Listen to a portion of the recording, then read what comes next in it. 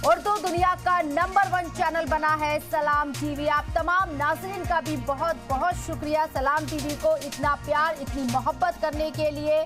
सही खबर, सच्ची खबर आप तक, आपके इंटरेस्ट की खबर आप तक पहुंचाने की हम पूरी कोशिश करते हैं। और आप तमाम नाज़रीन ने जिस तरीके से हौसला अफजाई की है सलाम टीवी की, उसके लिए आपका भी बहुत बहुत शुक्रिया। एक नया रिकॉर्ड यहां पर सलाम टीवी ने खड़ा किया है, टीआरपी का पहाड़ ब्रेक किया है। नंबर 1 चैनल बना है सलाम टीवी, नाज़रीन की पहली पसंद बना है उर्दू चैनल सलाम टीवी।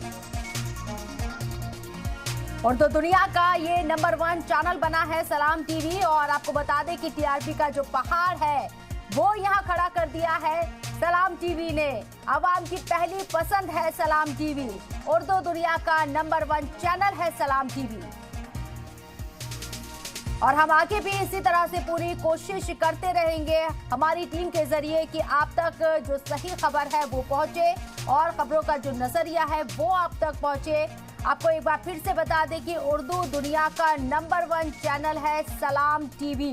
टीआरपी का एक बड़ा पहाड़ खड़ा किया है सलाम टीवी ने। आवाम की पहली पसंद बना है सलाम टीवी।